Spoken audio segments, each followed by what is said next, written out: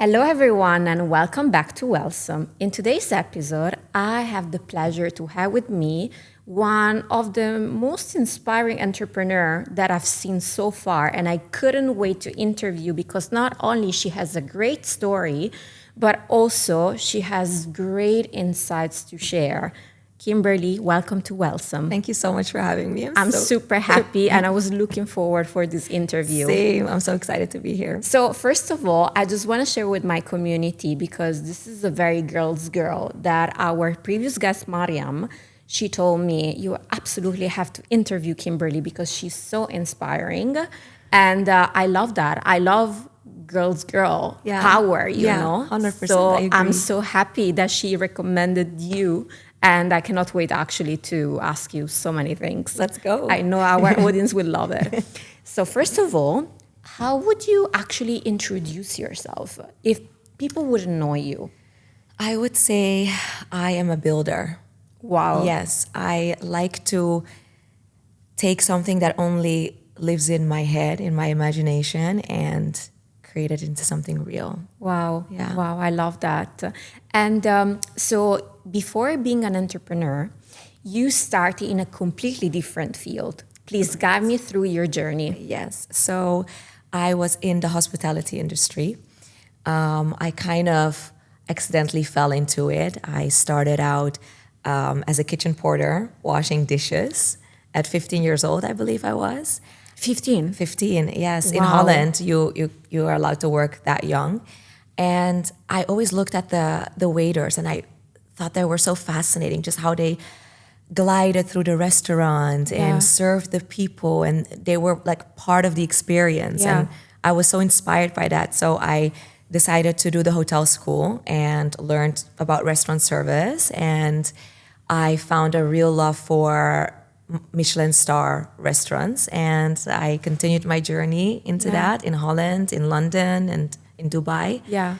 That was Wow. felt like a different life, but so much of what I experienced back then and learned back then, I still use today. Yeah, So, I can imagine. Yeah. And also, sometimes people think, oh, because I changed field, I have to do things ever again. But because I also came from another field, which was fashion before, actually there are things that are timeless. When you learn 100%. it, you can apply it everywhere. Exactly. It's like a matter of ethic. Yeah, Yes. 100%. Like I feel so many of my standards, my way of working, just the things that my mentors in hospitality gave me, to take with me as pedigree in my backpack. It feels like it's industry agnostic. You can apply it to any field. So 100%. Yeah. So you started with hospitality and then you moved to Dubai and you Yes. became a cycle instructor. Correct. How did it happen? I was approached by someone who was going to open a cycling studio. And at that time, I wanted to change industries. Yeah. I felt I wanted something different. And so it kind of fell in my lap. And I went for the auditions and I happened to be good at it. Yeah. So I got the position as general manager and head coach. And I really fell in love with the world of movement. Yeah. Decided to stick with it. And like I said, like I introduced myself as a builder. I feel like I'm a builder. So it doesn't matter in what industry, For me, it's not about building a gym or, a restaurant. It's just about building something that people can go to and experience. Yes, Yeah. a builder, a creator, something, Exactly. someone that can actually create something out of Yeah. nothing. I love that. And so you started I would say, your journey in the wellness/fitness industry as an instructor. Correct. But then you decided to open your own gym. Yes. How did it happen? That's a big shift, actually. It is a big shift. So before I opened camp, I actually opened another studio in Czech Republic, in Prague. So that was my wow. first entrepreneurial venture. Yeah. Very interesting, learned a lot. I feel like I had to be a cycling coach to really understand that level in order to move on to the next. And I feel like my studio in Prague taught me so many things because it was the first time, it was a different country. Yeah. And you used to live there, or you chose that country for a specific reason? Well, at that time I had resigned from my job, the place that I worked at before camp, and I knew that I had to kind of give them time to calibrate without me. Of course. So I decided to take on this opportunity that was presented to me by one of my writers back then. She wanted to move back to where she was from, Czech Republic. Yeah. And so she was like, let's do it. And I was like, let's go. Yeah, and, I love that. Yeah, I kept my home here and everything, but I was there for a year. Yeah. Helped set it up, trained everyone, and then I exited the company and used the funds to invest in camp. So, wow. Yeah. Wow, mashallah. I love that. And it's so funny because I feel that me and you, we have kind of like the same journey, because I was here as well, and I was leading another startup that I left to then found my current project. So Amazing. I feel very aligned with you, and I couldn't resonate more with the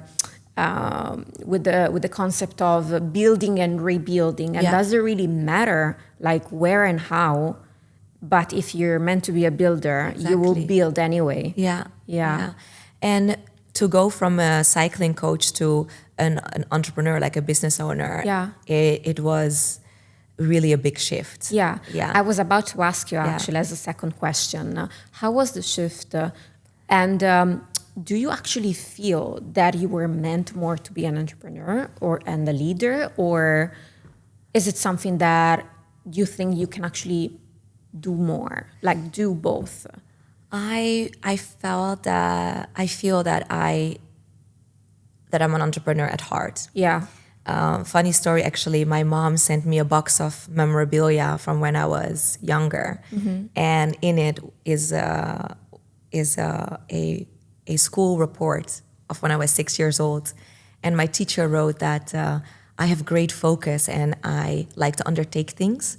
And I know exactly when to play and when to stop playing and focus on work. Wow. And she also wrote that it's very hard for me to accept my mistakes, and that in the future could lead to some challenges. Yes.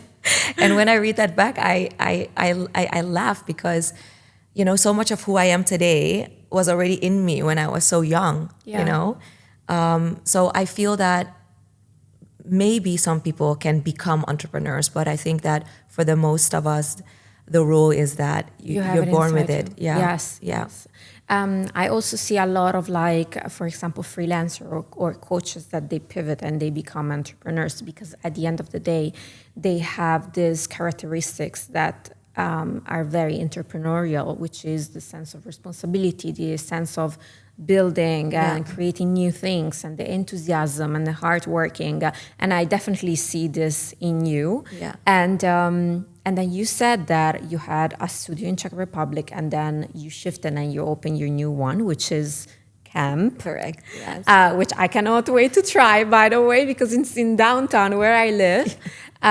So tell me more, when you did the shift and you decided to be focused on camp. Yeah. Everyone is actually hyping the success, but did you have any struggle when you open it and when you start this journey? Yeah, so I think that the biggest struggle was, when I look back, the shift from a cycling coach to a business owner, because when you're a cycling coach, you do it for the community, the clients, the energy in the room, and a lot of founder operators, people that were coaches before, they start a company from that position, and that was very much the case for me. I started because I love the craft, but when you're then in that position as a business owner, things completely shift, right? Like the coach is able to just focus on the people in front of them and create the experience. They focus on what happens in the room, but as a business owner, you now suddenly need to look at the company in its entirety. Like it's not anymore just about you. It's about the vision, the future, the numbers, the team. And it just, the responsibility is just so immense. So I feel like that was a huge identity shift for me, it's not only about you. You can't make decisions based on what you want or what feels good. It's like, what does the company needs? And sometimes it's very uncomfortable. Sometimes, you know, you have to have difficult conversations. You have to make unpopular decisions. And, you know, you have to start being okay with not being liked all the time. So, of course. yeah, that's definitely a hard adjustment, especially when it comes from a place of passion, right? Of course. So, yeah. Yeah. In short, I would say that the biggest challenge for me building camp wasn't necessarily building camp itself, but probably the person I had to become in order to carry it. Because I feel like a lot of people they think about, oh, you're building the company and this and that, but the internal changes that, you know, founder operators go through is crazy. Yeah. You know, like suddenly it's a different world. It is a different world. And I felt it on myself, and I still feel it on myself, that there are things. It's like a mirror. Yeah. It's like a mirror relationship. 100%. Like if you're more disciplined and you're more consistent, your job will become more disciplined and more consistent. Yeah. But diving deep into this inner work that you had to do, tell me more in details on a personal note. What did you change the moment you said, okay, I have to start my own company? What did you do? What did you change? I think that discipline had to increase a lot. Yeah. It became a part of the way that I live, you know, and I see it in everything, like waking up early, just doing things that I said I would do, you know, and the self-policing, the self-accountability. And I believe that discipline over time for entrepreneurs becomes really important, and that level of self-accountability that you need to have is one of the greatest skills an entrepreneur can have. I agree. You know, like when you say you're going to do something, you have to do it. Yeah. And if you do it, you build trust with yourself. Yeah. You know, and each time you commit to something that you want to do or is necessary for the company, you build evidence that you can rely on yourself. And I think that that's really important, you know, for a founder, for an entrepreneur. Yeah. Did you also change your routine based on your new, I would say, way to approach discipline? Yeah, like I became very conscious of my time, like how I manage my time, the people that I surround myself with. You know, everything goes to the company, everything goes to the business. You have to kind of be obsessed, right? Yeah. And that comes with all the other things. Yeah. Sometimes you have to say no. You can't attend to certain things. Like, you know, the company comes first, and responsibilities are responsibilities. No matter if it's a day off, if it's a holiday, you know. Absolutely. So, absolutely. yeah. So there are a lot of, I feel that there also, I don't know if it happens to you, but I think the moment you become also an entrepreneur, there are, I would say, priorities that before maybe you didn't have, and you have to manage your time in a very, very wise, you have to have a wise calendar, even when you have to see people and you have to see your friends. And I don't know if it happens to you, but the moment I did that, I also lost a lot of people. Yeah. Because they were not understanding that I cannot just wake up on Sunday and think, okay, I'll just do what I feel like. Yes. I really wish, but there was. So how was the shift for you from, you know, being an instructor and manage your time maybe differently and with the same maybe schedule to being an entrepreneur when it comes to personal relationships? Yeah, I am on the same page as you. I lost a lot of people, but for the better. Yeah. You know, today I have an amazing foundation of people around me and advisors that truly understand me, know me, and, you know, my vision and what I want to create. So they completely understand. But yeah, it was tough. You go through lonely stages because, you know, like people talk about the lonely chapter. You haven't quite yet built that world around you that you want to be in, but, you know, you're losing everyone in the world that you was. And so, yeah, it can be lonely, but in a way, it helps you reflect. It helps you really be in your own energy, clear your mind, you know? So, yeah, it was difficult, but I feel like today, it's all for the better. Yeah. So let's talk about camp right now. So tell me exactly your vision behind your studio in specific. Tell me more. So when I was a coach, I really enjoyed seeing other people's journey, like their growth. And that was one of the main reasons I wanted to create camp, a place where people feel safe enough to be vulnerable, because it is very vulnerable. This is the first time that I hear this connected to a wellness space, but also like a fitness studio. I find it super fascinating what you're saying, because I feel that a lot of people, they say, I want to build this for, of course, better version of themselves, to this and that, but the vulnerability part, it's the first time that I hear that.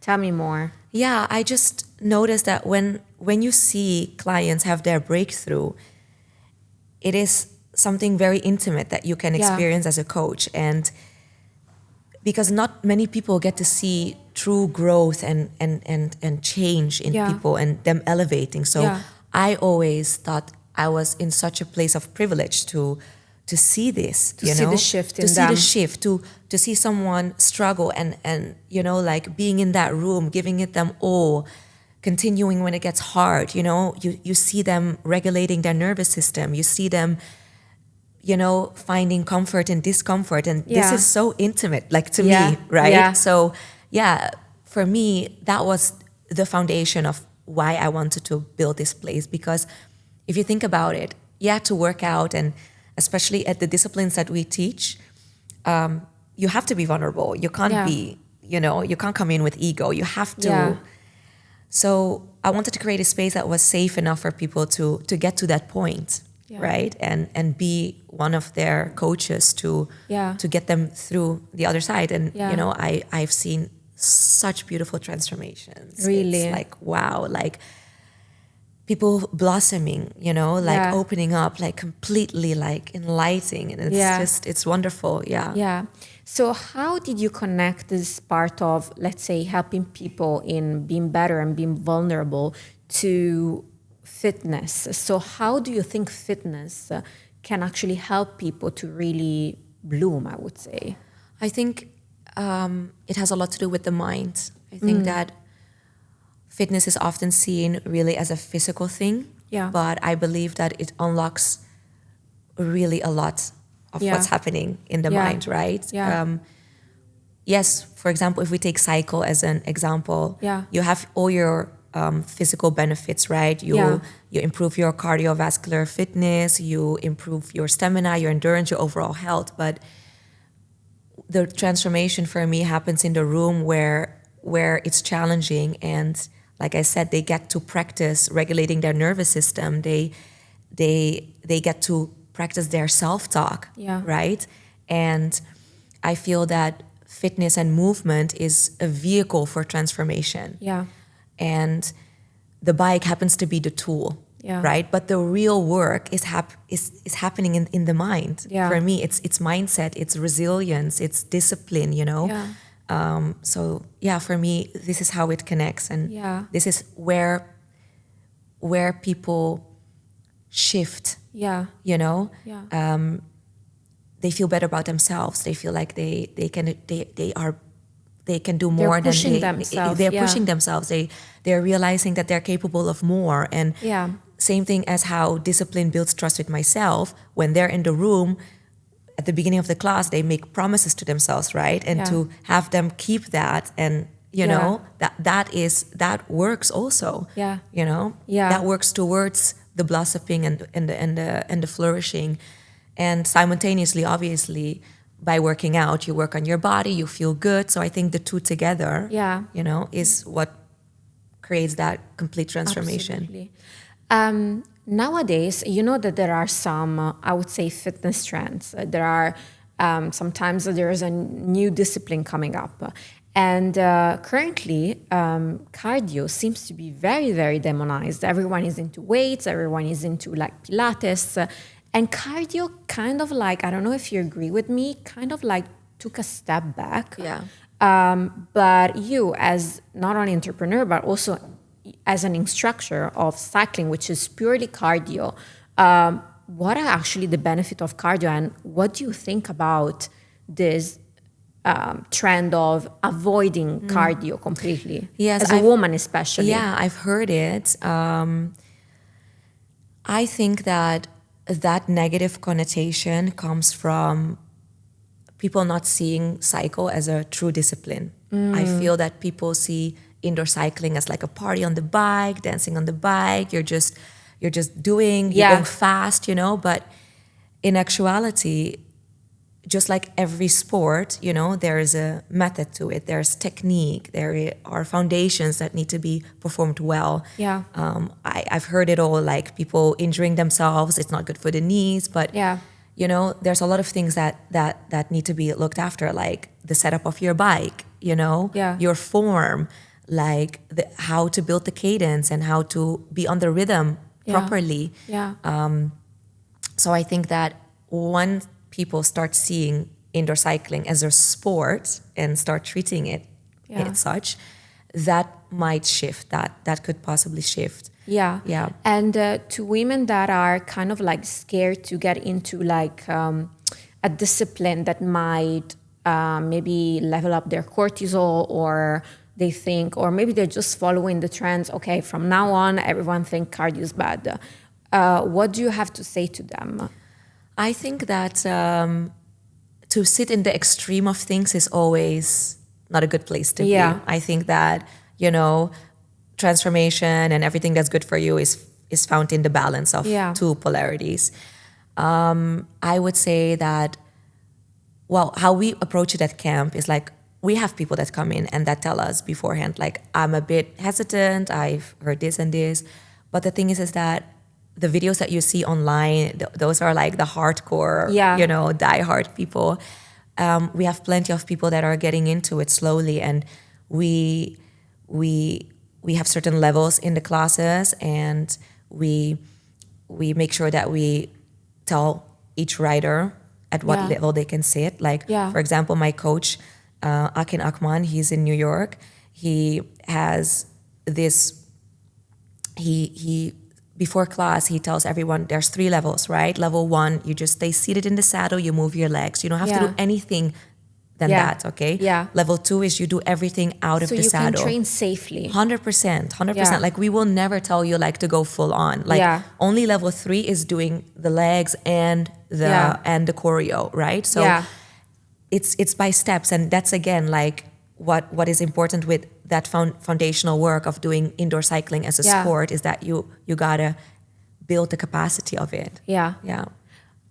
For a person who never approached indoor cycling, what are actually the benefits?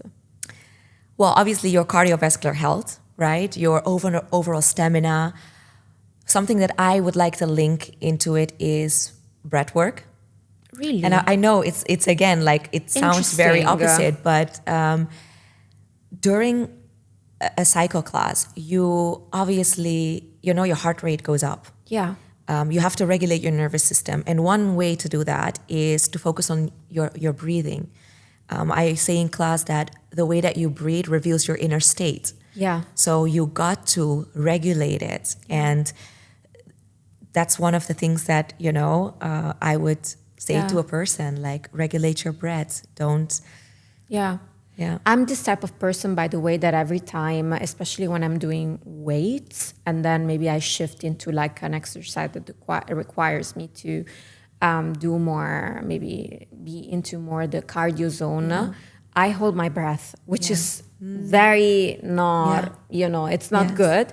But what you said is actually very interesting because sometimes we feel that when we do like a very strong movement, maybe to concentrate, you have to hold your breath, but you forgot actually to release and to have a rhythm after. So it makes totally sense to me. And it's also the way that you breathe. Like when we're, for example, in long runs and you go like a really long distance, people tend to gasp for air, you know, but you got to regulate it in the sense that if you breathe through your mouth, you do it controlled, or you breathe through your nose. Because imagine like someone jumps out right now. The way that you will breathe is you're gasping for air. So this tells your nervous system, you got to be on alert, right? So if you breathe like that during a workout, you're consistently telling your nervous system that high alert, there's something you gotta, so these are little tricks that you can play with your mind in terms of regulation to not get into that state. Interesting. And this is where actually the cortisol is going. Exactly. Yeah. Exactly. Yeah. That's very good to know, especially for us women, because we, I don't know if you see online, there is a lot of techniques and discipline, and we see a lot of videos and a lot of trainers. But I think that we need to know a little bit more about the discipline or the workout that we're going into. Yeah. That is not everything extremely good or bad, but I think it's just the way, as you said, the way you're doing it. Yeah. And when it comes to mind, because I think there's a lot of endorphins, like when you're running and there's music, what is the impact that you see on the mind? For me, it feels like liberation. I say it in class, like don't feel stressed and don't spike that cortisol during the runs. Like convert it into, liberation. Like it's freedom when you're running, and it's again a mind trick. It's again deciding how you want to experience something as opposed to just letting it overcome you, right? Yeah. So now we touch base a little bit more the part connected to what you do inside camp and the training that you strongly believe in. And you convinced me, by the way. I will try it right away. Now I'm so curious. Coming back to the entrepreneurial side, which I'm actually very intrigued to know. There are actually not many, especially I would say here in Dubai, or let's say in comparison to other countries. I think the fitness industry is still very male-oriented. So how did you navigate this entrepreneurial journey as a female business owner in the fitness world in Dubai? Honestly, I never saw myself as a female founder in the fitness industry. I see myself as a founder, a builder, and someone with a vision. I understand the concept of being female in a very much male-dominated industry that is already very saturated and competitive. But how I navigated it or what helped me navigate through it was to never build from a place of competition. And I love that. Yeah, and escape competition through authenticity, right? Like people have so many options these days. There are so many cycling studios, so many Pilates studios, so many yoga studios. So how are you going to differentiate yourself? So I believe that the strongest thing that you can build is something that truly comes from you. Because you can copy a concept, you can copy an idea, but it's really hard to copy someone's authenticity. 100%. So in terms of camp and the businesses that I'm building, I try to stick really close to my vision. Yeah. And be very intentional who I learn from, right? I believe that you can be mentored by people without them knowing you, just by me observing them and listening to them, watching them. Yeah. And another thing that really helped me navigate through this and get to the place where I am is to have built a very strong foundation of advisors around me. That keep me grounded, that can challenge me, that sometimes make me see things from different perspectives, And if you have the right people around you, they truly expand you. So I feel that that's really important. And again, I will iterate again, staying close to your vision, because I'm sure that once you are in this space, everyone has an opinion. Yeah. Everyone wants to tell you how to do it better and what you should do. And, and it's just a lot of noise. How do you navigate all these buzz and opinions? I'm very good at silencing the noise. Love that. And like I said, I have my core people that I go to, and I don't take advice or feedback from people that I wouldn't take advice from. So, so many people come to me all the time with you should do this, you should do that. But if I look at their life and you're not where I want to be, then, I'm going to pass on that. So, really really be self-aware on who you surround yourself with. Yeah. Yeah. And in order to support this amazing vision that you created, have you gone through a journey of fundraising yourself? Yeah, I'm still very much in that journey of fundraising. It has been more complex than I expected it to be, but at the same time, it's been the most educational part of my entrepreneurial journey. It's been very interesting. I've learned so much just on the different ways people look at a business. Yeah.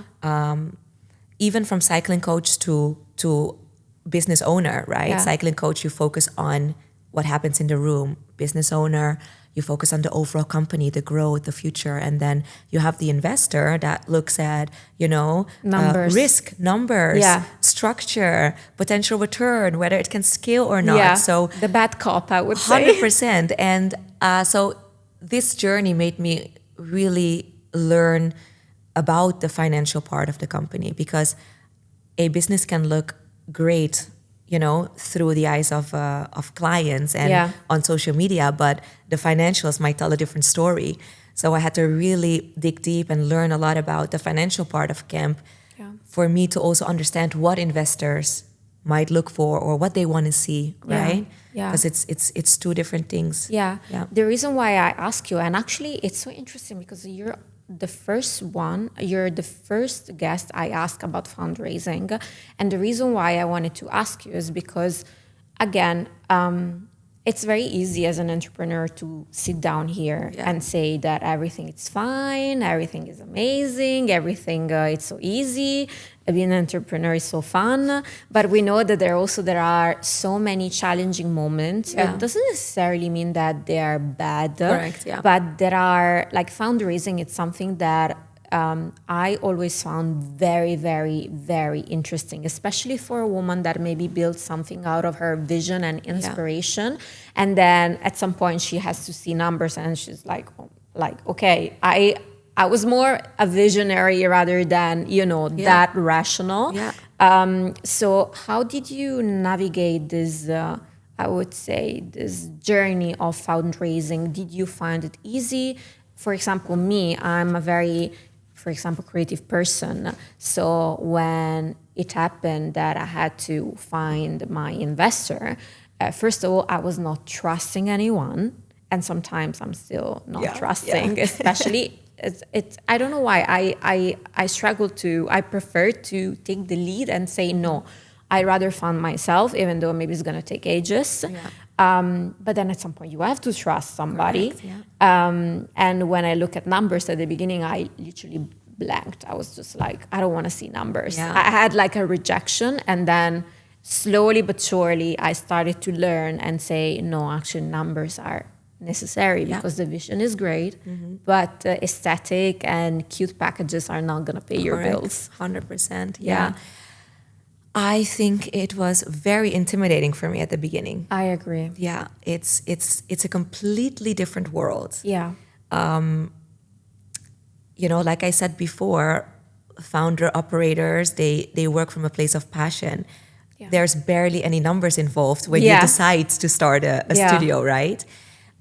So I had to spend a lot of time educating myself and learning about the financial part.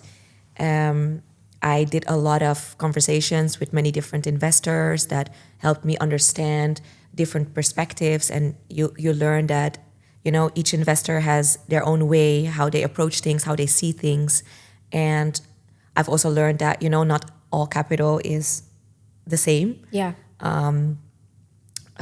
It's very important to have the right people in your company, like you said, like I feel the same way. Like you are always a bit like, but this is my baby. Are you not gonna come in? So from my whole experience up till now, the one thing that I have determined is that the person behind the money is way more important than the money itself. Tell me more. I agree, but I want people to hear that. Yeah, you want to get into business with the right person, right?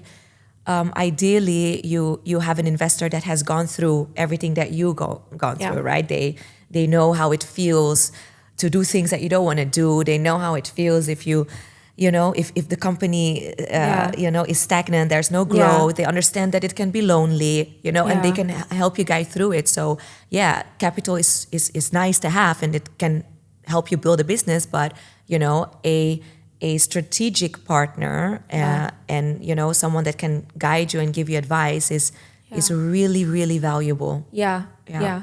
And I don't know how much a intuition play in this when it comes to choosing a partner and a business partner.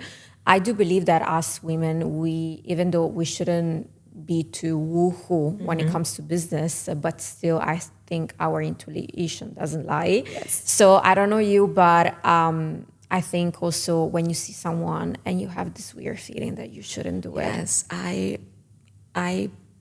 like to pride myself with a high level of discernment. Yeah. I always follow my gut. For me, it's an energy thing. I've told you that before when we were on the call earlier. Like, if the vibes are off, just don't do it. It doesn't matter how much money there is on the table, how bad they want to invest. It's just so important to have a good relationship. So yeah, I definitely. So you resonate with this concept. 100%. Yeah. And talking about energy, but this time we're talking about female energy. I know that a lot of entrepreneurs who are female, they, I don't want to say struggle, but sometimes they find challenging to balance their feminine energy and be in their masculine. How do you do that? Yeah, I can totally relate to that. I think that in a sense, when you run a business, you kind of have to be in your masculine energy a little bit more. I was at a place where I completely lost balance and I was constantly in my masculine energy. I know now, looking back, that it was necessary for me to get where I wanted to be. But I also realized that it wasn't a place that I wanted to stay in permanently.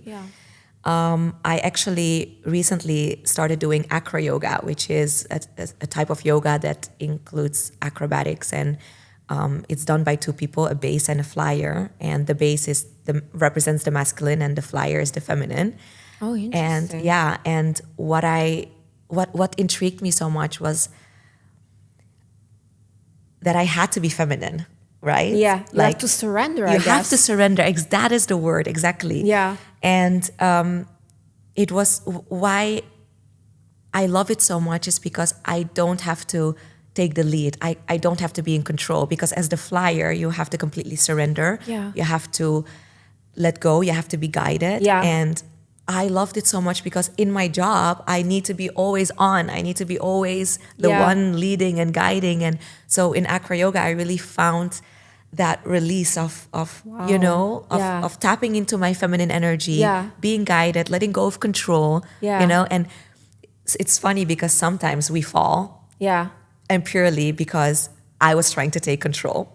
Like literally, it's really, really. Then it's a very good discipline for. It is an amazing discipline, and again that shifted my perspective also of like that transformation and growth cannot sit at either opposites, right? You have to, for long-term growth and sustainability, it's found in the balance. I love that. And I love that you share this to us. That's a very good, because I feel that sometimes we have to be intentional in finding practices that makes us feel more grounded and in tune with our feminine energy. And this is definitely a new one for me. And for me, the breath work, like my yoga teacher, he talks to me a lot through about breath work, and I take that and implement it into my classes. And in Acro Yoga, you do a lot of handstands and standing on top of each other, and I take that and I apply that in boot camp. So to me, it's all interlinked. I love that. How did you manage stress actually? What's your way to manage stress? Because I'm sure that maybe you experience some, ups and downs. I don't know, man. I just go through it, to bring it again back to my yoga practice, over the last 4 months, I have incorporated that to as an output, meditation. Yeah. But before that, I feel like I was just keeping it inside of me, right? And then, you have your mental breakdowns every once in a while. Yeah. Yes. Exactly. And then you can continue again. So I think that for me, that was how I handled my stress. I don't know if you saw the video of the girl crying on the phone and crying that at some point the phone rings. I was like, how are you? Yeah, it's like this. It's completely like that. So I saw this TikTok, and the guy was like, your first years of entrepreneurship, you're like a baby. Yeah. You don't sleep and you wake up every 2 hours and you cry. And I feel exactly. like that is, like a toddler. Yes. Definitely. Yeah. I love that. Last question for you.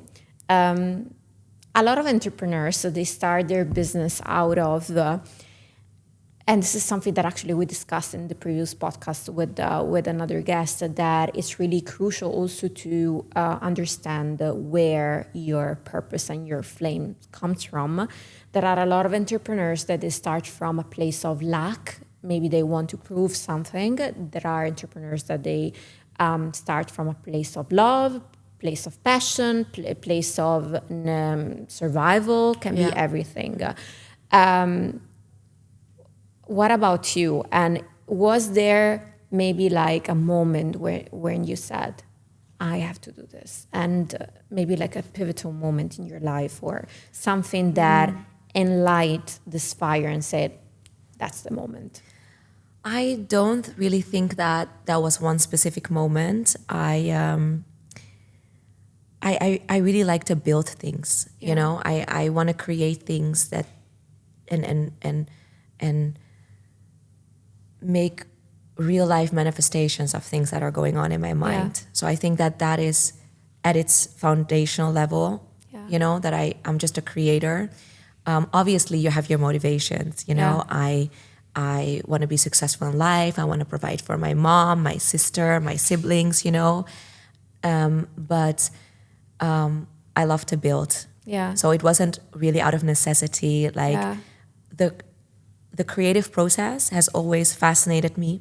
When I was in hospitality, I took on a lot of pre-opening projects because I loved seeing something that only existed on paper or were renders or drawings, and then working with one team for one common goal and see it come to life. Yeah. Like here in Dubai, I did the opening of Palazzo Versace, the opening of the backside of the Burj Al Arab. Yeah. So, it starts with like an idea and a concept, a vision, and then a vision, and then seeing and just being on the backside of that and witnessing all of that. Like, this is what I love to do. Yeah. So, one thing that motivates me also is that I want to keep building, and not only in the fitness industry, in all other industries, because it's fascinating to me. I'm curious, I want to see. I want to see what I can apply from this industry and put it there. So I love that. Yeah, I feel like that's where it comes from. I love that. And do you have like motivational message for maybe women that are watching this episode? Also men, but I would say a message, motivation that maybe there are some people that they want to start their business, but maybe they're a bit like scared, or they don't want to, they don't have the courage to do it. I would say just start, because if you're gonna wait till you have courage or till you have it all perfectly on paper, that's not normally how it works, right? In order to be successful, in my opinion, you have to go through failure. Yeah. And for me, failure is not anymore something negative, right? Yeah.